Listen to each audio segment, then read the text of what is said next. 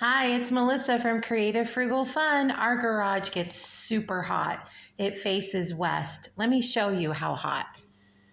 It's 80 degrees outside right now, and my garage door is registering at 133 degrees, but I'm insulating it with some specific panels that I got at Home Depot. Check out the panel next to it. 95, 96 degrees.